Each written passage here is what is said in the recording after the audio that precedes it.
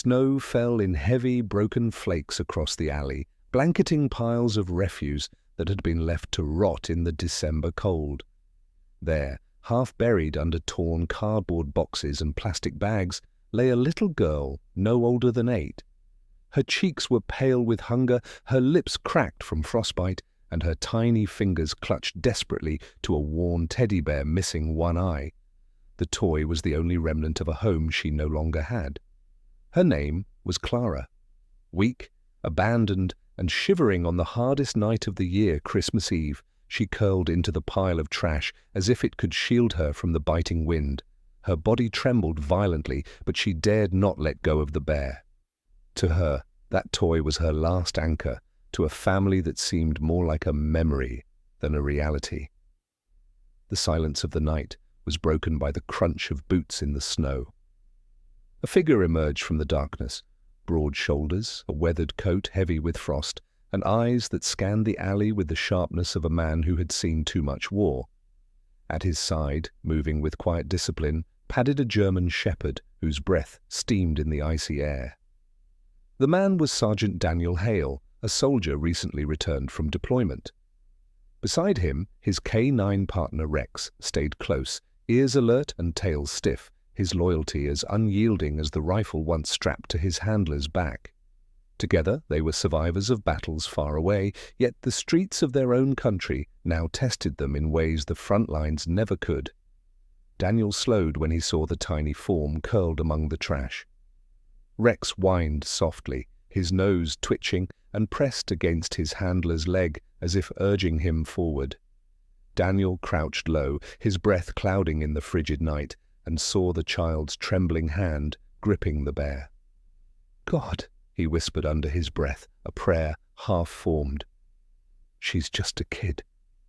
Rex stepped closer, tail lowering in instinctive gentleness, and pressed his warm muzzle against Clara's arm. The little girl stirred, flinched, and whimpered, pulling the teddy bear tighter to her chest. Daniel held up both hands, his voice calm, quiet, and steady.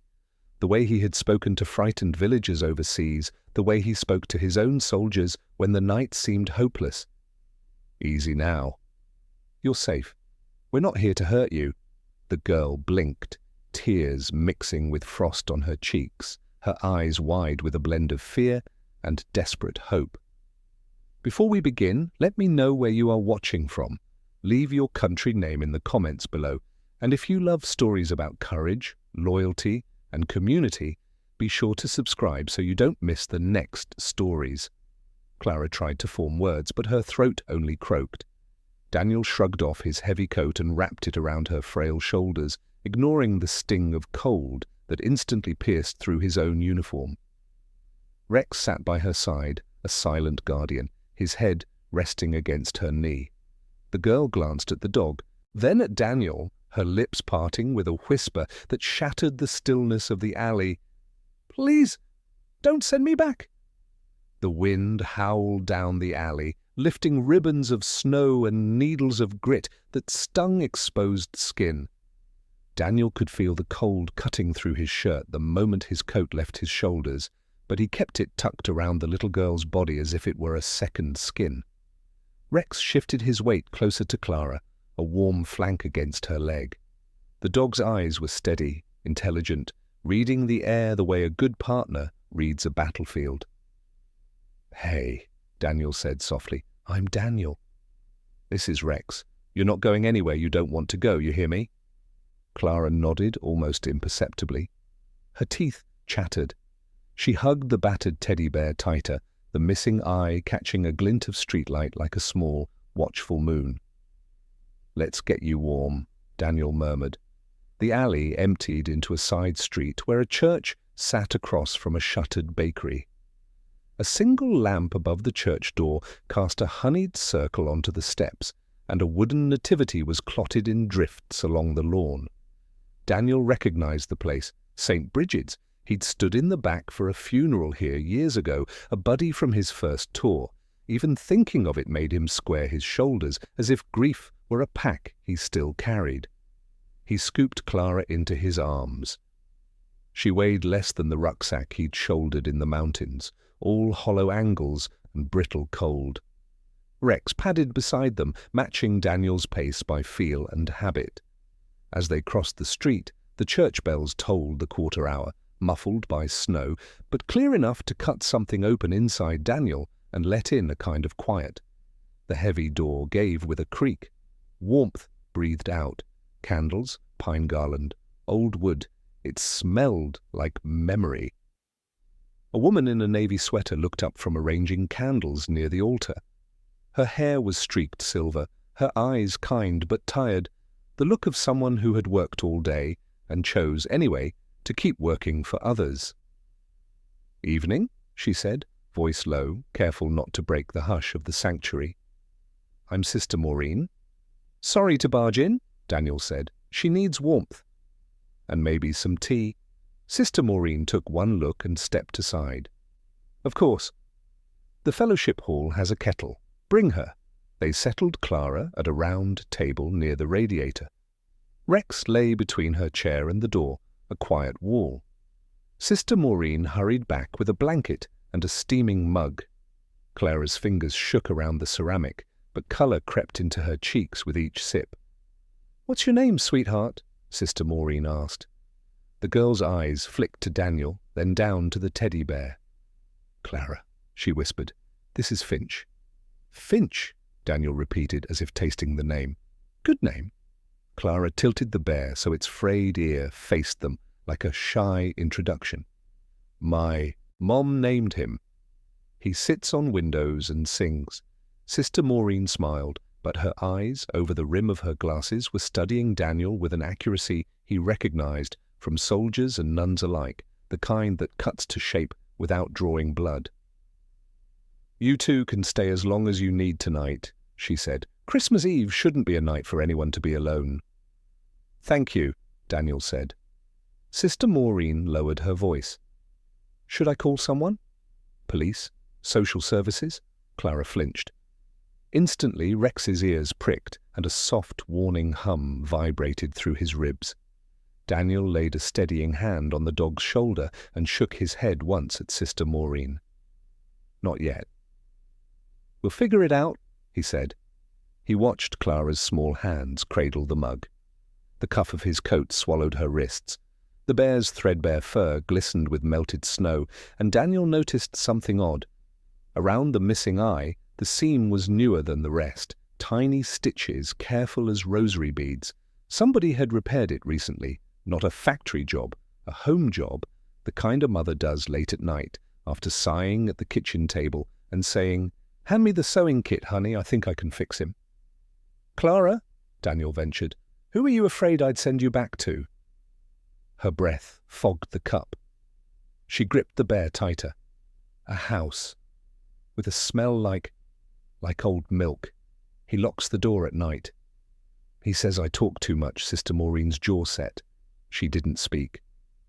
"Is he family?" Daniel asked gently. Clara shook her head. "He said he was my mum's friend." "But he wasn't." Her eyes glassed. "We had to leave our apartment after Mum got sick. He said he'd help. He took my backpack. He took..." She stopped. The mug rattled against the table. Rex rose onto his elbows, head cocked. Daniel could almost see the dog's awareness map the room. The hallway door at the end of the fellowship hall pressed inward a fraction of an inch, then settled. Cold air leaked around the frame. "Stay," Daniel whispered to Rex, an old command wrapped in new urgency. The dog froze, eyes on the door. Sister Maureen noticed. "Is someone—" Daniel held up a hand. He moved to the hallway and cracked the door. The corridor beyond was empty, but at the far exit, snow gusted in from a door that hadn't latched. Tracks printed the tile, one set in, one set out. Fresh. When he returned to the table, Sister Maureen's concern had sharpened. "Daniel?" "Probably just a late parishioner," he said, though he didn't believe it. Clara stared at the door as if the cold itself had a face. She slipped a hand under Finch's belly and worried at the seam that circled the missing eye. The stitches were delicate but tight, the thread a pale blue. Daniel made a note to examine it when she slept. He pulled out his phone and typed a message to an old contact on the force, Detective Lila Park, one of the few people he trusted to see the space between rules and mercy. Need to ask about a man keeping a kid, possible neglect/abuse. Can't involve CPS yet. Quietly, please. He didn't hit send. He watched Clara, measuring the thinness of her wrists against the weight of his choices. Clara, Sister Maureen said gently, do you have any family we can call? A grandmother? An aunt? Clara's eyes dropped. My granddad, she whispered, but he's far. How far? She shook her head, and the movement seemed to scatter words she couldn't gather again. Daniel squeezed the bridge of his nose. The radiator clicked. Somewhere upstairs the organist practiced a hymn, a fragile line of music threading the hall. O come, Emmanuel. Daniel had never sung it well, but he knew what it asked. Show up in the desolate places. A rattle sounded at the outside door, the handle testing, stopping, testing again. Rex stood. The hair along his spine rose like frost. His gaze went flat and hard, a soldier's. Daniel moved toward the door, shoulders loose, hand open. Can I help you? He called. The handle released. Footsteps retreated across the porch. By the time Daniel yanked the door open, the steps had smeared into falling snow. On the street, a dark sedan idled for a heartbeat too long, then slid away without headlights.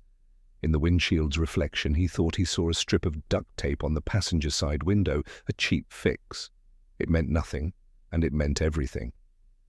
He closed the door and turned all 3 deadbolts. He dropped the steel bar into its cradle.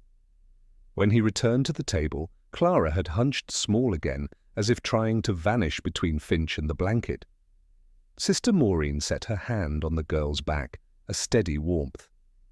Listen to me, Daniel said to Clara. You're safe for tonight. Tomorrow, I'll figure the rest out. I won't let anyone take you somewhere you don't want to go. Her eyes flicked up, searching his face for a lie. You promise? He didn't make promises anymore. The world had taught him what they cost. But he heard himself say, yes. Rex huffed once, as if in agreement.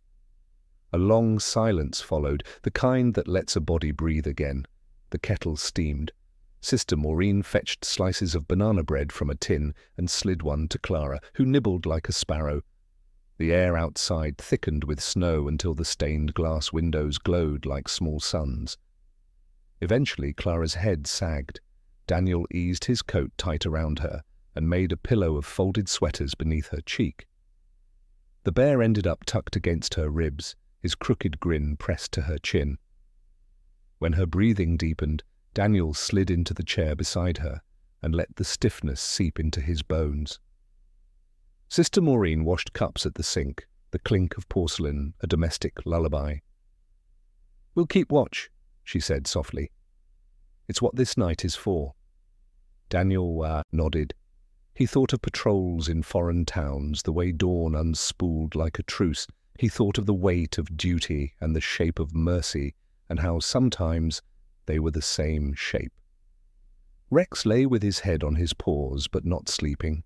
Every few minutes, his ears tipped to the hallway, then flattened again to rest. The dog glanced at Daniel, and in that look he recognized the old conversation they had learned to conduct without language. We're here. We're ready. We'll hold. Near midnight, Clara stirred with a small, strangled sound. Her hands scrabbled at Finch's face. Without waking fully, she pressed the tip of her finger into the seam around the missing eye, as if checking something was still there, something hidden. Then she slept again. Daniel stared at the teddy bear until the second hand of the wall clock dragged itself to 12 and the bells overhead began to ring for Christmas. He felt the ring of them in his ribs. He stood, stretched, and walked to the window. Outside, the dark sedan had returned. It idled across the street, half hidden behind the nativity. This time, its headlights were on, low beams whispering across the snow. In the driver's seat, a shape moved. The passenger door opened a hair, then closed. Rex rose in a fluid line, silent, focused. Daniel exhaled through his nose. "Okay," he whispered, to the dog, to himself, to the thin blue seam on a teddy bear's face. "If they want her, they'll have to go through us." Outside, the engine revved once, as if answering, and the door handle rattled again. The Fellowship Hall's lights were a warm dome against the night. Daniel slid the steel bar from its cradle, set it quietly aside, and signaled Rex with 2 fingers and a glance. They moved unhurriedly, posture relaxed, pace casual. Looking harmless was a kind of armor. He cracked the door, kept the chain on. Snow powdered the threshold. A man stood on the steps, hunched in a thin jacket, a knitted cap dragged low. He looked younger than Daniel had expected, late 20s maybe, and jittery in a way that didn't match the cold. His gaze kept skittering over Daniel's face, over his shoulder, past his hip. "Church guy," the man said, forcing a grin that never reached his eyes. "We saw the lights. We're doing a late drive. Toy donations." He lifted a cardboard box wrapped in a plastic bag. "Can we drop 'em?" "We?" Daniel asked, eyes flicking to the street. The sedan idled, driver invisible behind glare. "My cousin." The man jerked a thumb without looking away. "He's, like, shy?" Rex leaned forward by an inch, absorbing scent, cataloguing the shake of the man's breath, the sweat murr of fear. Daniel felt the rumble building in the dog and lightly tapped his flank. "Hold." "It's a church," Daniel said. "You can drop toys with the office tomorrow, 10 o'clock. "Tomorrow's Christmas," the man said. "Office probably closed." "The office is organized," Sister Maureen said from behind Daniel, startling him. How a woman her age could move that quietly, he had no idea. "But thank you for thinking of us." The man's smile tightened. "We also found a jacket earlier," he said. "Back by the alley." A man's jacket. His eyes cut to Daniel's thin shirt. "You must be freezing." "I'm fine," Daniel said. "Anyway," the man persisted, "we wanted to return it. Maybe trade it for a kid's coat that got lost." He licked his lips. "You know how kids lose things." "We're good Samaritans." He said the word like he'd learned it an hour ago. "Appreciated," Sister Maureen said, her voice gentle but unbudgeable as oak. "Leave the box. Come back tomorrow." The man hesitated. He shifted the box from hand to hand, then put it down on the step.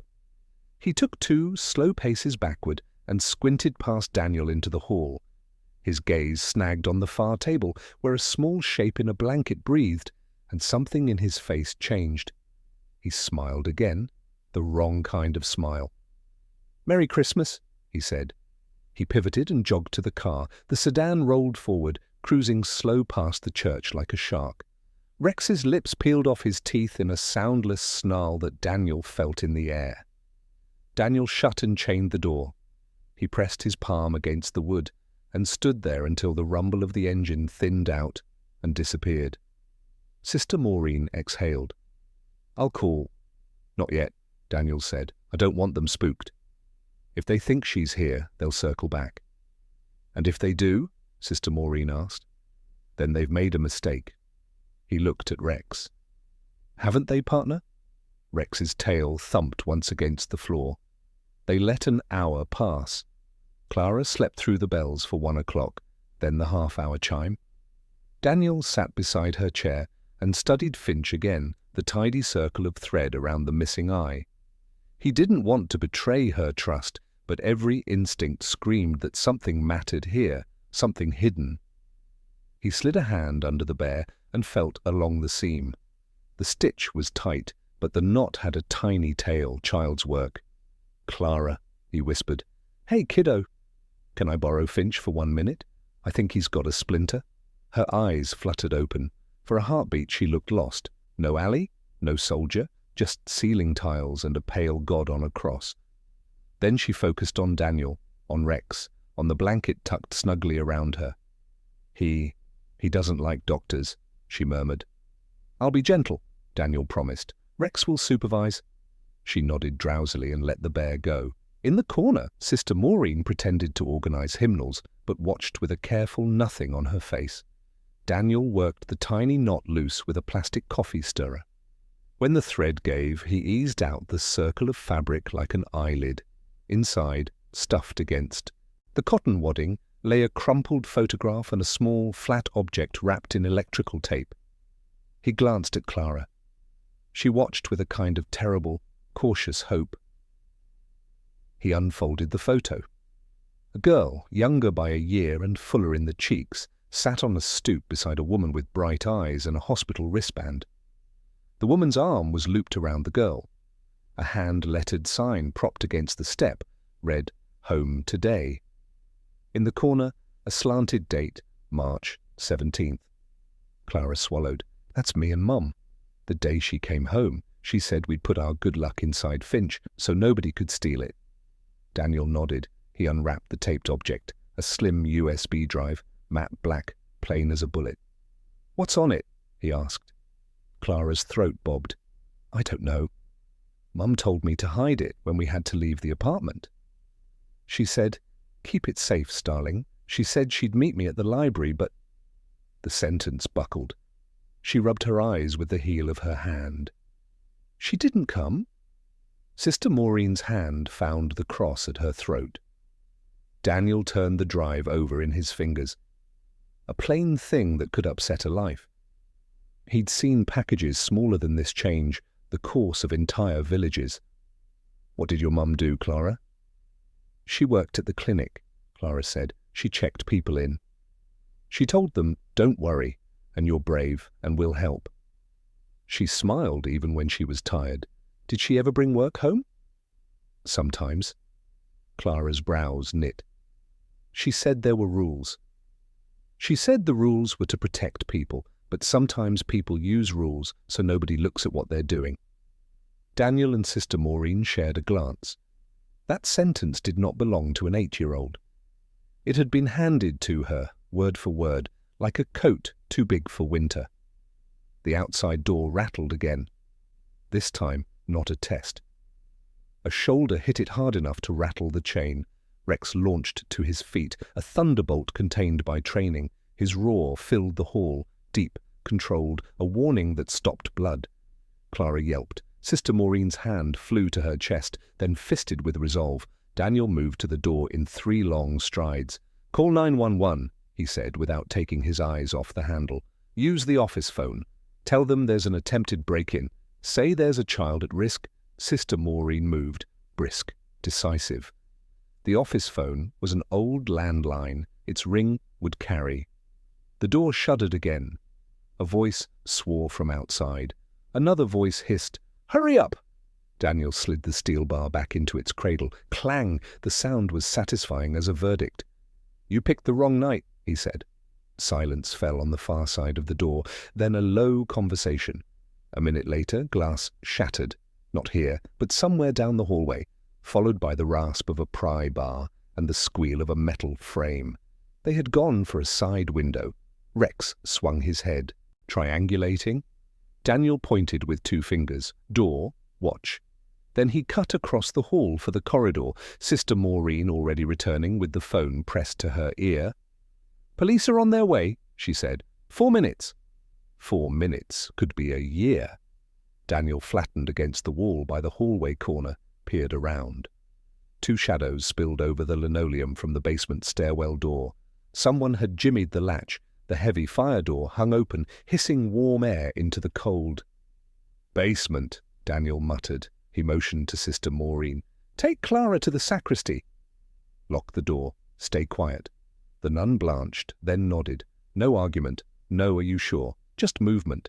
She gathered Clara, blanket and all. Rex stepped aside to let them pass, eyes flicking between Daniel and the hallway, waiting for the next instruction. The shadows shifted. A sneaker scuffed. A whisper. "Up there." Daniel's heartbeat slowed, a familiar narrowing of the world to angles and timing. He had no weapon beyond a coffee stirrer and a dog, but the building was a weapon, a maze he could use. He palmed the USB drive, slipped it into his boot, slid the photo into his shirt pocket where he could feel it against his heart like a small, warm square of sun. He stepped away from the corner and let his heels thud on the floor just enough to be heard. A lure. The shadow nearest the stairwell froze, then crept forward. A metal bar, crowbar, or pipe glinted in his hand. "Hey!" Daniel called down the hall, voice easy. "You lost!" The man lunged around the corner swinging. Daniel slid inside the arc, felt the whoosh brush his ribs, and slammed his shoulder into the man's chest. Bone met cinder block. The pipe clanged to the floor. Daniel hooked the man's ankle with his boot and took him down, the kind of motion his body remembered, without needing to ask. The second man charged, thinner, faster. Rex exploded from the fellowship hall like a launched ordnance. He hit the second intruder mid-thigh, driving him sideways. The man screamed, a sound raw with panic rather than pain. Rex did not bite. He pinned, teeth bared inches from the man's throat, a precise brimstone of warning. The dog's muscles were iron under Daniel's palm. "Don't move," Daniel said, breath steady. He kicked the pipe down the hall, out of reach. "Police in 2 minutes." The first man writhed. Daniel pressed a knee into his shoulder blade and leaned until the fight left him like steam.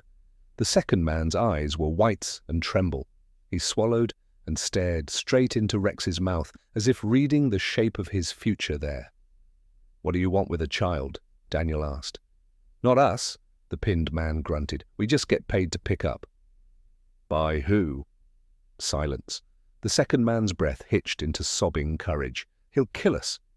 "Try me first," Daniel said. Far off, sirens lifted, a distant silver thread weaving toward them. The pinned man went slack in that particular way men do when they decide their odds have changed. "Boss wants the drive," he muttered. "That's it." The little girl took it. "What drive?" The man's eyes flicked, down as if to a left boot. Daniel kept his face blank. "What's on it?" he asked. "I don't know." "Names, numbers," he said. "Insurance." He said the clinic had to learn who owned it. The man's voice turned bitter. "The clinic owns you, or you own the clinic? I can't remember." The sirens swelled. Tires hissed on snow. Blue light bounced off the stained glass in a dance of cold fire.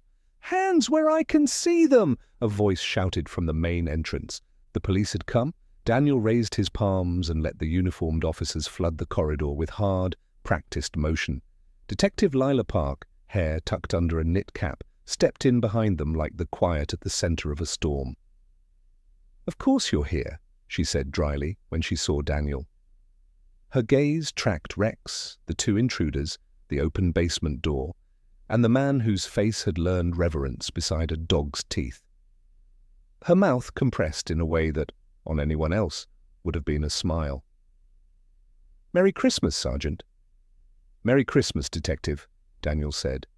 He stepped back. Rex shifted with him, never taking his eyes off the man he held.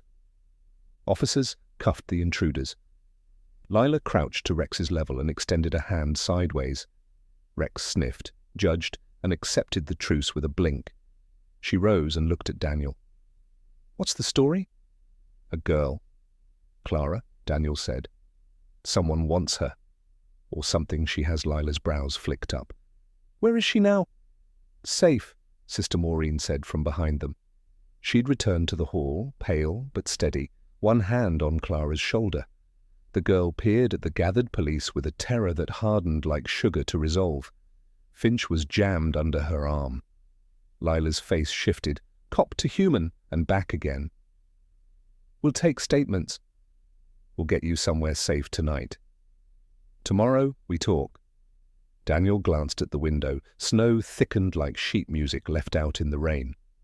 He thought of the USB drive warm against his ankle. He thought of the clinic, of rules, of the word insurance, spoken like a curse. Clara edged closer to him, shoulder brushing his leg. "Will they come back?" she asked. Daniel looked down at her, at Finch's stitched face, at Rex's steady eyes. A tremor raked the church as the bells began to ring 2 o'clock, the notes humming through the ribcage of the building, through bone. Somewhere beneath the sound, Daniel felt the first tilt of the truth, like a stone rolling in his palm to show another face. "They might," he said, "but we'll be ready." Clara swallowed, then lifted her chin.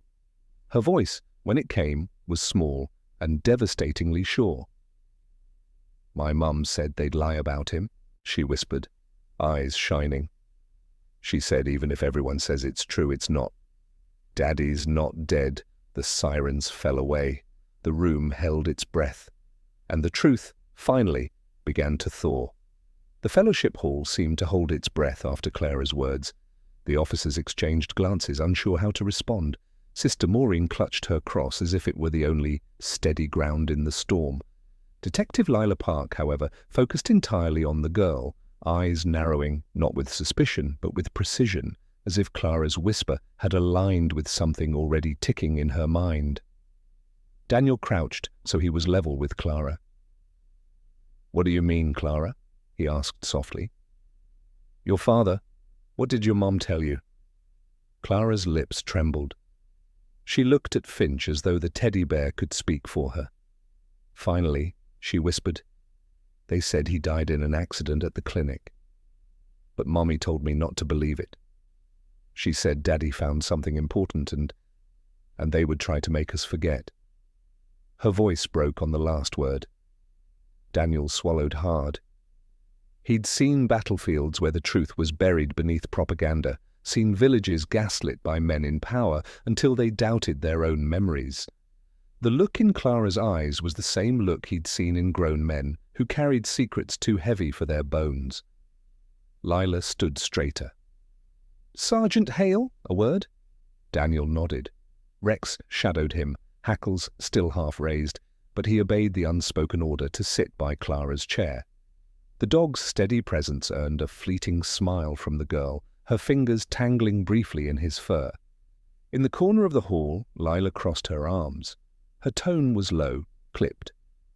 "What are you holding back?" Daniel hesitated. His boot pressed against something hard, the USB drive he'd hidden. "She had a bear with a stitched eye," he said carefully. "Inside I found a flash drive. And a photo of her mother, March 17th, hospital discharge." Lila's gaze sharpened. "You have it?" "Yes." "Then you already know why those men came." She rubbed her temple. "The clinic's been under investigation for months. Financial anomalies, patient deaths marked as accidents. All whispers, no proof. If the girl's father worked there..." "Then maybe he found the proof," Daniel finished. "And maybe he's alive," Lila said grimly. "Or maybe whoever runs that clinic decided he wasn't useful anymore." Daniel clenched his jaw. Either way, Clara isn't going back to any foster house or stranger's couch. Not tonight, not tomorrow. Lila studied him for a long moment, then nodded once. "Agreed. But you need to let me handle this legally. Vigilante heroics won't help her." "I'm not playing hero," Daniel muttered. "I'm keeping her alive." Before Lila could reply, Clara's soft voice drifted across the hall. "He used to read me stories," she said, as though continuing a conversation no one else could hear. "About birds that travel thousands of miles. He said one day we'd fly away too." She pressed Finch against her cheek. "If Daddy's alive, I have to find him." Sister Maureen knelt beside her. "Sweetheart, sometimes finding people isn't easy. Sometimes we need helpers along the way." Clara nodded solemnly. "Then I want Daniel and Rex to help me." The soldier felt the weight of her gaze, her trust, a trust he hadn't asked for, but could never set down. The police cleared the intruders out by 3 in the morning, their cuffs clinking in the silence. Lila promised to follow up at dawn to trace the plates on the sedan and dig deeper into the clinic. But Daniel knew that red tape moved slower than shadows, and shadows already knew Clara's name. By the time the hall quieted, Clara had fallen asleep again, Finch tucked beneath her chin. Sister Maureen brewed fresh tea and insisted Daniel rest on a cot in the storage room. He refused. He stayed upright, back against the wall, watching the doors and listening to Rex's breathing. Sleep would not come. Instead, memory crept in. The night in Afghanistan when his unit had been ambushed, the screams swallowed by desert wind, the way Rex had thrown himself between Daniel and an enemy blade. That night had ended in blood and silence. Tonight, he promised himself, would end differently. Just before dawn, Clara stirred. She padded across the hall in Daniel's oversized coat, rubbing her eyes. "You didn't sleep," she accused softly. "Neither did you," he countered. She leaned against him, the teddy bear pressed between them. For a long time, neither spoke. The first light of Christmas morning crept through the stained glass windows, painting Clara's face in hues of crimson and gold. "Do you think miracles are real?" she asked suddenly. Daniel glanced at Sister Maureen, who had dozed off in a chair, rosary slipping from her fingers. He thought of the drive hidden in his boot, the photo tucked against his heart, the way a child had survived a night in the snow clutching nothing but a bear. "Yes," he said finally. "I think sometimes miracles are just people who refuse to give up." Clara considered this, then whispered, "Then maybe you're our miracle." The words cut deeper than any wound Daniel had ever taken. He felt Rex's warm head settle against his knee, grounding him in the present. By mid-morning, Lila returned. She carried 2 cups of gas station coffee and a file folder thick with printouts. Her expression was sharper than it had been the night before. "I ran the plates," she said. "The sedan belongs to a shell company tied to the clinic's board. And Sergeant—" She laid out a photograph from the file. "This is Dr. Marcus Fielding, works in research administration, vanished 6 months ago after filing internal complaints. He's Clara's father." Clara gasped. She snatched the photo and clutched it with trembling hands. "That's him. That's Daddy." Daniel felt his chest tighten. The man's face, kind eyes, tired smile, was the same face in the hospital photo tucked in his pocket. Alive, maybe, somewhere. Lila lowered her voice. "If the drive has what I think it has, we need to get it decrypted by someone we trust. That means moving Clara. Keeping her here is too dangerous." "Where?" Daniel asked. She hesitated. "There's a safe house outside the city. Only a handful of people know about it, but getting there means crossing half the county, and if they're tracking us—" Daniel finished the thought. "Then they'll try to stop us before we arrive." Rex lifted his head, ears pricking as though he already heard the danger approaching. Clara hugged Finch tighter, her small voice steady with more courage than any child should have to hold. "Then let's go," she said. Daniel looked at her, frail, trembling, but unbroken. He felt the weight of sacrifice and loyalty settle onto his shoulders like armor. Healing, he realized, wasn't about erasing the past. It was about choosing to build something worth carrying into the future. He met Lila's gaze. "We move at nightfall. Until then, we prepare."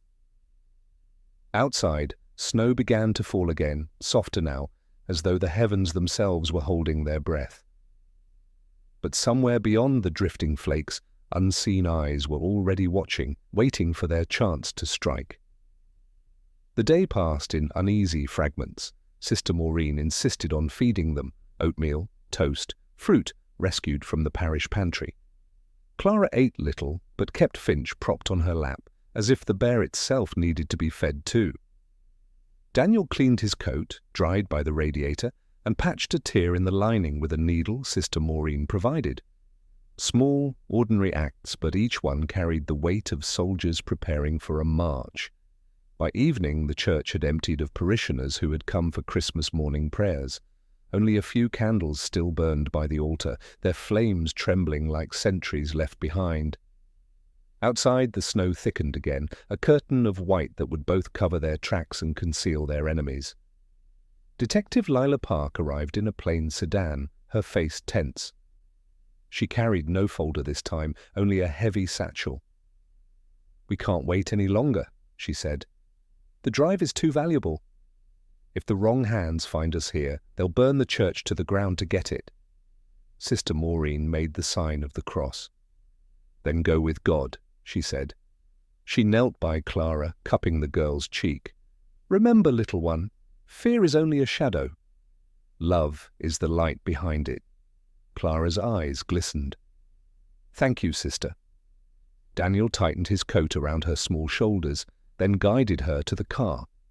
Rex hopped into the back, positioning himself so his body blocked Clara's door. The dog's eyes scanned the street, calm but alert, every muscle tuned like a string pulled tight. As they pulled away, Daniel glanced back. Sister Maureen stood on the church steps, small against the falling snow, her hand raised in blessing. The sight burned into him like a promise he had no choice but to keep. The first miles passed in silence. The windshield wipers beat a slow rhythm. Clara leaned against Daniel's side, half asleep, Finch tucked under her chin. Rex's warm flank pressed against her legs, steady as a heartbeat. Daniel turned the flash drive over in his fingers, its edges sharp against his skin. "How far?" he asked. 40 miles, Lila replied. "The safe house is near the river. No neighbors, no traffic, but the back roads will be rough in this weather." Daniel nodded. He'd driven worse in convoy trucks across mountain passes, but those times he'd had soldiers behind him and armored steel around him. Tonight he had one detective, a child, and a dog. And something in his gut told him the enemy already knew their route. At the county line, headlights flared behind them, too bright, too close. "Tail?" Daniel asked. Lila checked the mirror. "Could be." The lights lingered, then fell back, then surged forward again. The car behind them swerved once, deliberately, sending a spray of snow into their lane. "They're testing us," Daniel said, "seeing if we'll brake." "Not on my watch." Lila downshifted, her knuckles white on the wheel. Rex growled low, a thunder that vibrated through the floor. Clara woke with a start, clutching Finch. "What's happening?" "Nothing you need to worry about," Daniel said, his voice calm. He pressed a hand gently over hers. "Stay low, keep your seatbelt on. Rex and I have you." The car behind them surged again, this time close enough that Daniel could see the cracked duct tape patch on the passenger window, the same sedan. "They found us," he muttered. The road narrowed through a stretch of forest. Snow whipped sideways across the windshield, reducing visibility to a blur. The sedan drew closer, its engine snarling. "They'll try to ram us," Daniel said. Lila's jaw tightened. "Not if I use the storm." She braked suddenly, letting the other car overshoot. Its headlights flared as the driver overcorrected, fishtailing. For a moment, the sedan disappeared into the swirl of white. Daniel exhaled, but too soon.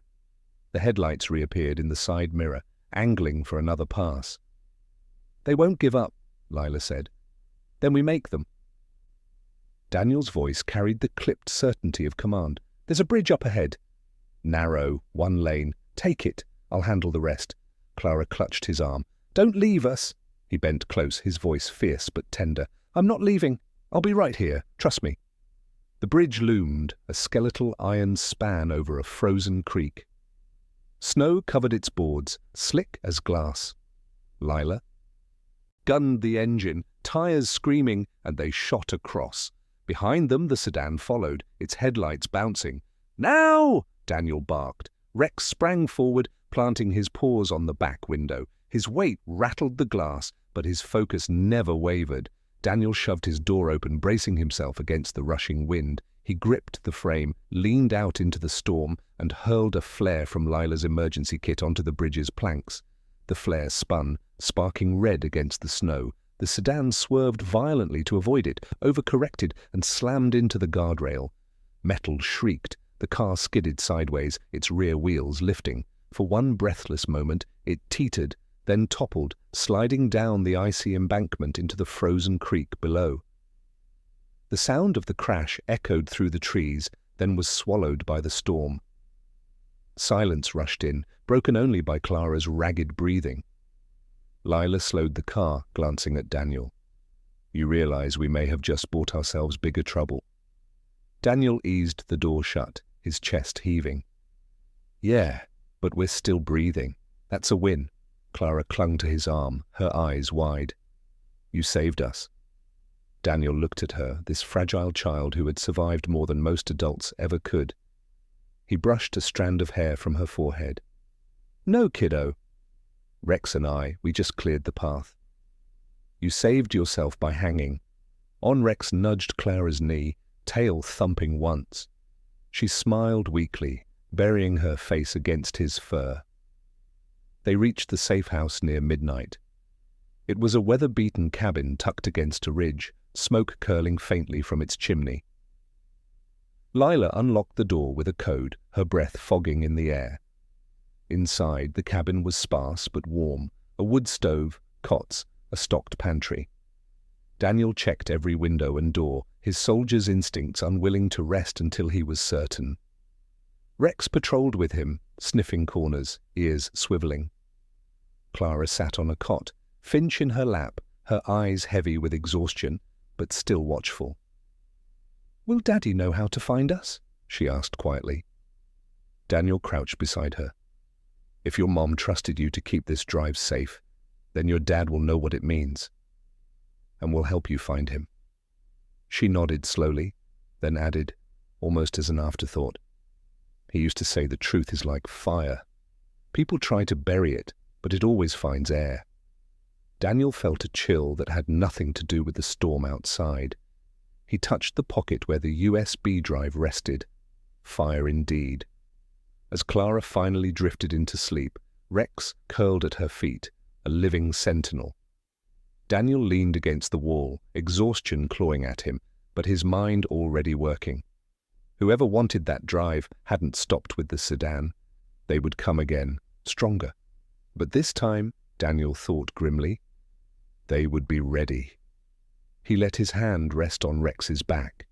The dog's steady breath filled the silence. Together, Soldier and K9 had survived. Wars. Now they faced another, one that demanded not just strength, but sacrifice and loyalty and a kind of love Daniel hadn't let himself feel in years. Outside, the storm raged on. Somewhere in its depths, unseen, new enemies were already on the move. The storm battered the cabin through the night, a ceaseless drumming of sleet against the windows. Inside, the wood stove glowed like a small sun, painting the walls in amber light. Clara slept soundly for the first time in days, Finch tucked under her chin, Rex curled protectively at her feet.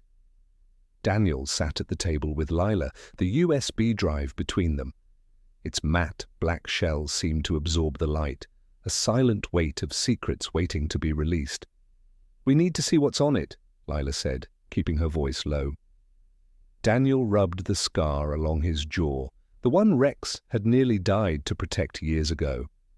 And if it's booby-trapped, encrypted, or worse, tagged with a tracker? Lila's lips pressed into a thin line. I have a laptop with an air gap. No wireless, no ports besides power. If there's data, we'll see it. If it's corrupted, we'll know. Daniel glanced at Clara. Even in sleep, her hand clutched the bear, as if it held her entire world. If this thing puts her in more danger, she's already in danger, Lila cut in. This might be the only leverage we have to protect her. Daniel exhaled slowly. All right. Do it, the laptop hummed to life. Lila inserted the drive, fingers flying over the keyboard. For a long moment, nothing happened. Then the screen filled with folders, each marked with dates and alphanumeric codes. What is it?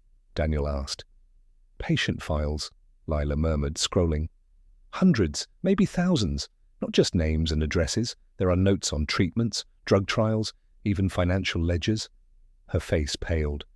These aren't accidents. These are experiments. Daniel's stomach clenched. He had seen warlords treat civilians as test subjects for unproven medicines. But here, in his own country? One folder caught his eye. Fielding priority. Her dad, he said. Lila opened it. Inside were scans of handwritten notes, emails and spreadsheets. One line repeated over and over in different contexts. Insurance protocol. What does that mean? Daniel asked. Lila shook her head. Looks like the clinic was falsifying deaths, listing patients as deceased when they weren't, then shifting money into shell accounts.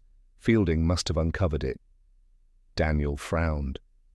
If he's alive, maybe they're holding him to keep the truth buried. Before Lila could respond, Rex's ears snapped forward.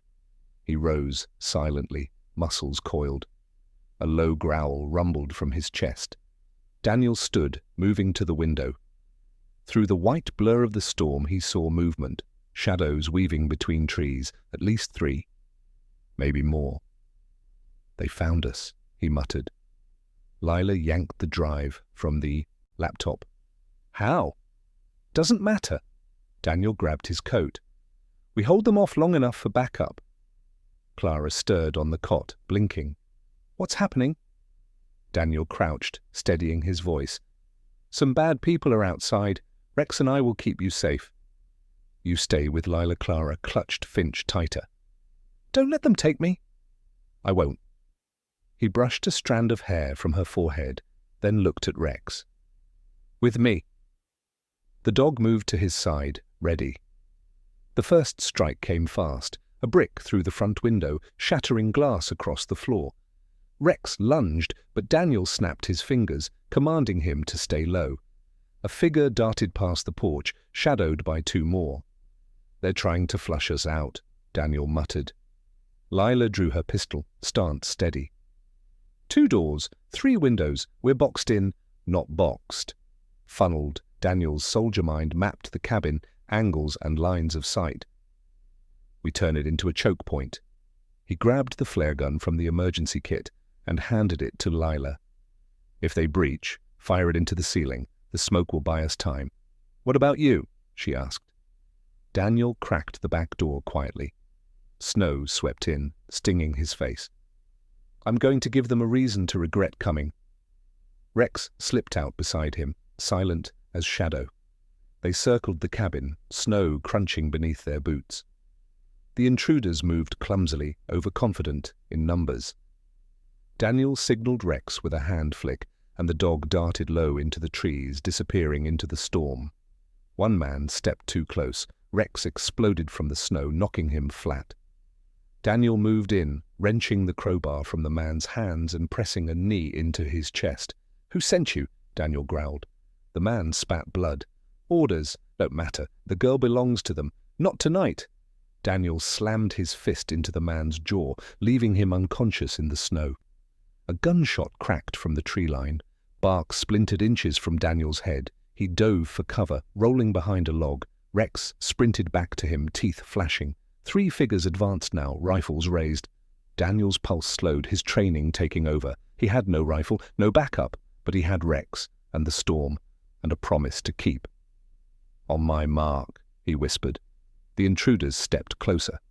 Now! Rex lunged left, drawing fire. Daniel surged right, swinging the stolen crowbar. The first gunman crumpled, weapon clattering into the snow. Daniel seized it mid-fall, spinning to aim at the second. A warning shot sent the man diving for cover. The third charged straight for the cabin. Daniel's gut clenched. Clara. He sprinted after him, Rex at his side. Snow whipped across his vision, but he pushed harder, lungs burning. He tackled the intruder just as the man reached the porch. The gun skidded across the boards. They grappled, fists and elbows, until Rex clamped onto the man's sleeve and yanked him down. Inside, Clara screamed. Daniel burst through the door. Another intruder had slipped in through the broken window. He had Clara by the arm, Finch dangling from her other hand. "Let her go!" Daniel roared. The man sneered. "She has something that doesn't belong to her?" Daniel leveled the rifle, but the man yanked Clara in front of him like a shield. Clara's small body trembled, but her eyes burned with defiance. "Please," she whispered, voice breaking, "don't send me back." For a heartbeat, the cabin froze. The storm outside, the fire crackling, Rex growling, Clara's plea hanging in the air like a blade. Daniel's grip tightened on the rifle. He had seconds to decide. And then Clara did something no one expected. She dropped Finch. The bear hit the floor, its stitched eyes staring upward. The man glanced down instinctively. In that split second, Daniel moved, lunging forward, knocking Clara free, shoving the rifle's butt into the man's temple. The intruder crumpled. Clara fell against Daniel, sobbing. Rex pressed close, tail high, body shaking with adrenaline. Lila rushed from the back room, pistol raised. "Everyone okay?" Daniel held Clara tight. "We are now." But as he looked at the fallen bear, lying on the floorboards with its crooked grin, he realized something chilling. Clara had dropped it on purpose. She knew her enemies wanted the drive. She'd used Finch as bait. Too clever for a child. Too brave for one, too. Daniel stroked her hair, heart heavy with both pride and fear. She was learning survival the way soldiers do, through instinct sharpened by loss, and that terrified him more than the men outside. The cabin smelled of gunpowder and smoke. The last intruder groaned on the floor, wrists bound with duct tape Lila had yanked from her bag. Daniel paced the room, checking the windows, the doors, the perimeter in his head. They'd held the line, but the truth was obvious. The safe house had been compromised. "It's not safe here anymore," Daniel said flatly. "No kidding," Lila muttered, holstering her pistol. She wiped her forehead with the back of her sleeve. "We got lucky tonight. Next time they'll send more than grunts with crowbars." Clara sat on the cot, knees pulled to her chest, Finch clutched in her arms. She hadn't cried since Daniel pulled her from the intruder's grip. Her silence was heavier than sobs. Rex pressed against her side, head resting on her knee. Daniel crouched in front of her. "You okay, Starling?" She shook her head. "They'll keep coming." Her voice was thin but steady. "Mum said they wouldn't stop until Daddy's proof was burned." Daniel hesitated. "Clara, why did you drop Finch back there?" Her eyes flicked up.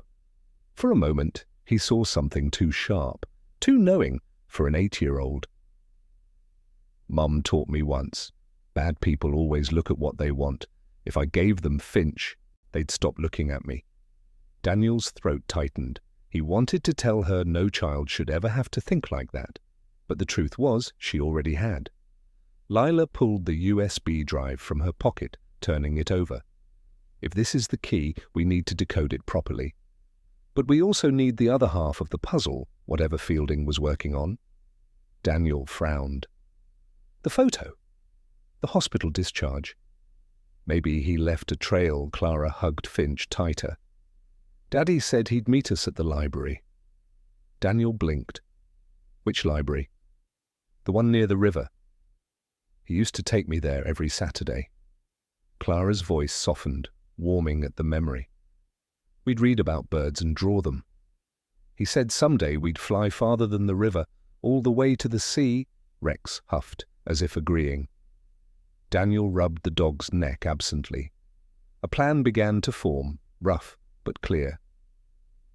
"We leave before dawn," Daniel said. "Head for the river library. If Fielding left anything behind, that's where it'll be." Lila looked skeptical. "You want to walk straight into a place they might expect us to go?" Daniel's eyes hardened.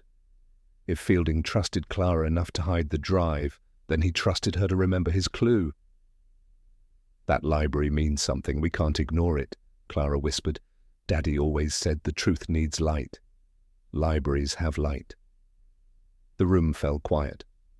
Outside, the storm raged, but its heart was already breaking. Snow thinning, wind softening, dawn inching closer. They moved at first light. Daniel carried a pack with food, water, and the drive hidden deep inside.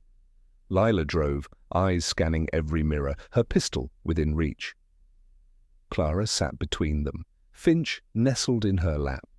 Rex sprawled across the back seat, head high, eyes never still. The town by the river was still dressed for Christmas, wreaths sagging with snow, lights flickering on half-dead batteries. The library sat on a hill, its stone steps coated in ice, its great wooden doors closed but not locked. Inside, the air smelled of old paper and dust. Pale sunlight filtered through stained glass skylights, painting the marble floor in faded rainbows. Clara ran her fingers along the spines of books, as if greeting old friends.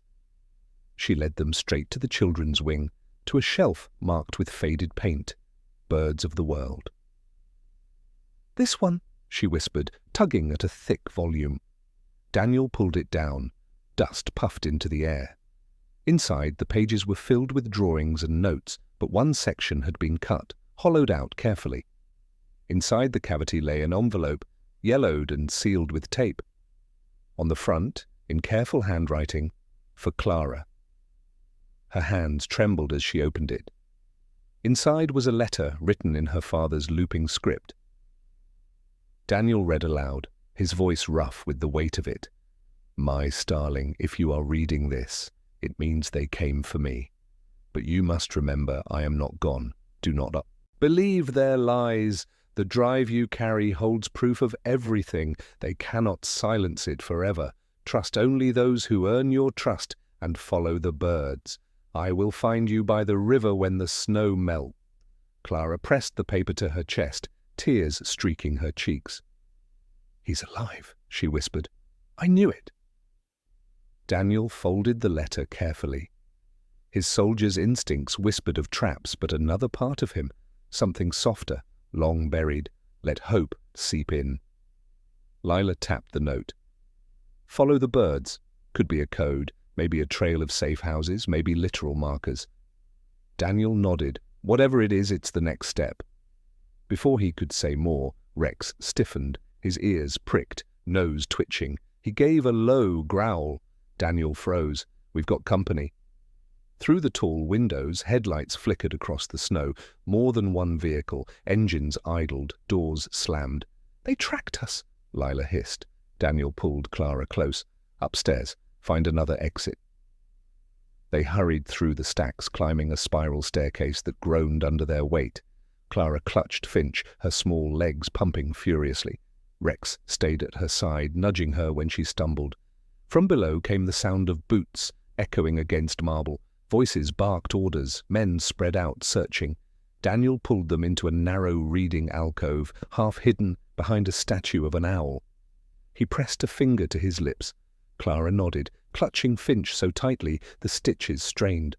Lila leaned close, whispering, "They'll corner us if we stay." What's the plan? Daniel's mind raced. He'd fought in villages, deserts, mountains, but never in a library with a child and a dog at his side. Yet the rules were the same. Protect the innocent, use the terrain, and never, ever give up ground without a fight. He looked at Rex, whose eyes gleamed with readiness. "The plan," Daniel whispered, "is that we don't let them take her." No matter what downstairs, a voice rose above the others, cold, commanding, familiar. "Well, well, Sergeant Hale, you've made things difficult, but the girl belongs to us. Hand her over, and maybe we'll let you live." Clara gasped softly, burying her face against Daniel's shoulder. "That voice," she whispered. "He was Mommy's friend." "The one who took us after she got sick." Daniel's pulse hammered. The enemy wasn't faceless anymore. He had a name, a voice, and history with Clara's family. The storm had passed, but the real battle was about to begin. The library's silence was broken by boots echoing across marble, each step deliberate, hunting. Daniel held Clara close in the alcove, Rex pressed tight at their feet, his ears flicking at every sound. The voice came again, louder this time, cutting through the hush of books and stone. "Clara, you know me. You remember me. Come out and I'll take you somewhere warm, somewhere safe. You don't belong with them." Clara's body went rigid. She buried her face against Daniel's chest, whispering, "That's him. The one who locked the door at night, the one who smelled like old milk." Daniel's jaw clenched. Rage flared hot, but he forced it down. "Not anymore, starling. He'll never touch you again."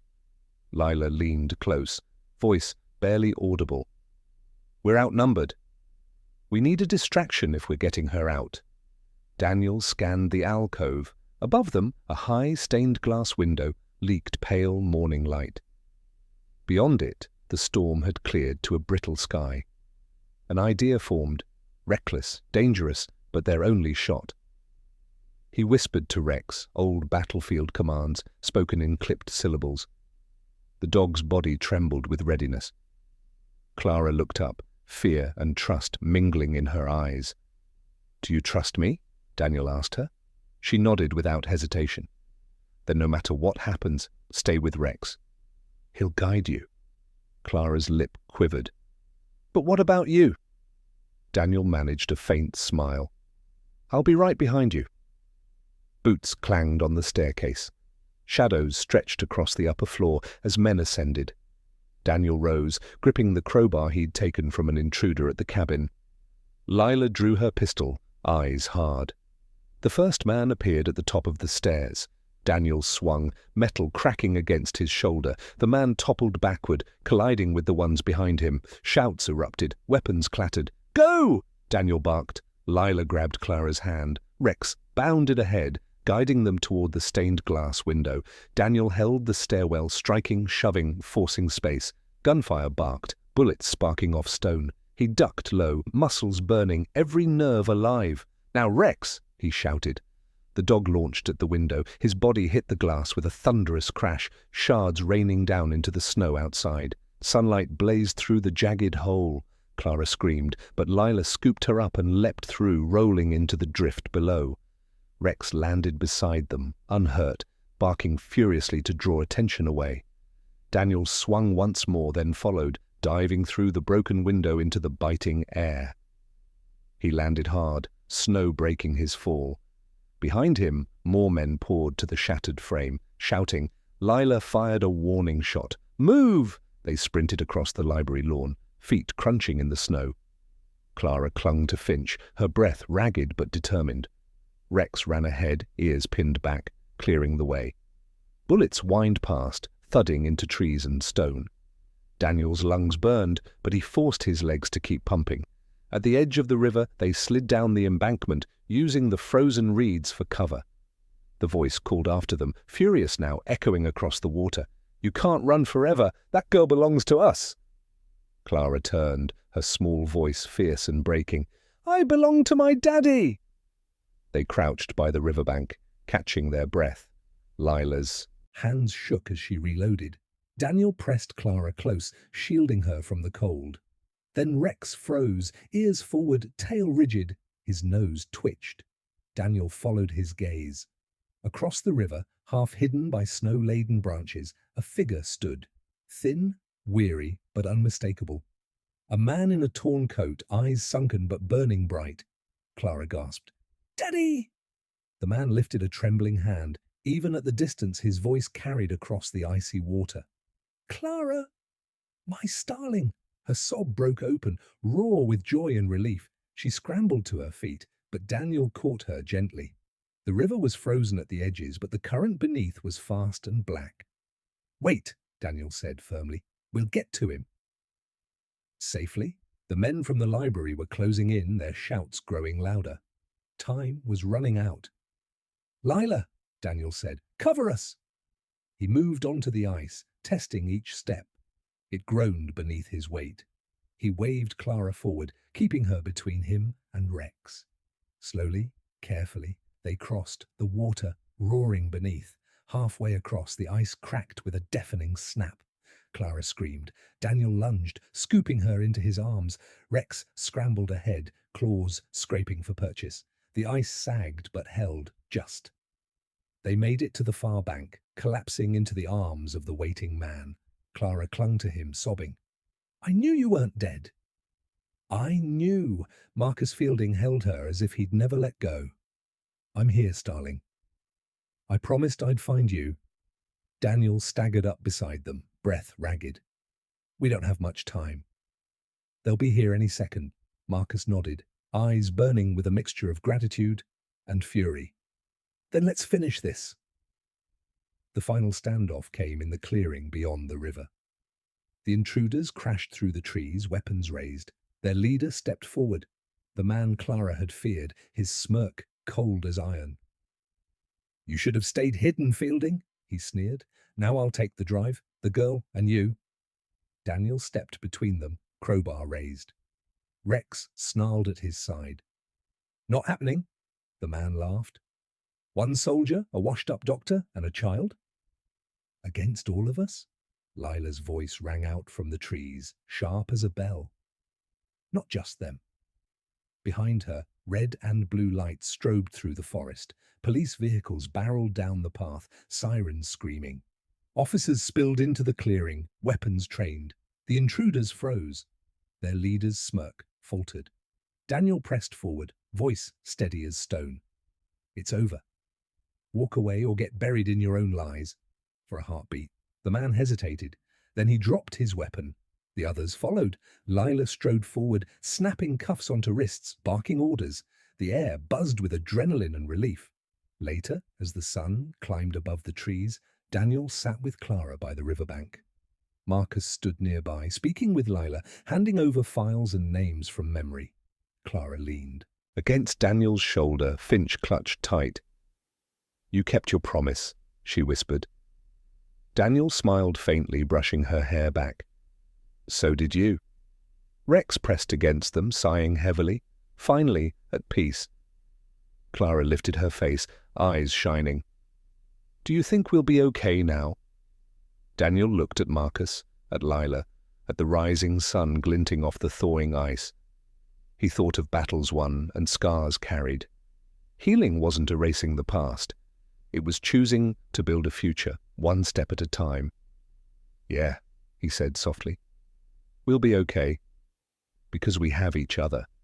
And that's stronger than anything they throw at us." Clara smiled, small but radiant. She pressed Finch between them, as if offering Daniel a share of her hope. The river whispered beneath the thaw, carrying winter away. And for the first time in years, Daniel let himself believe in miracles.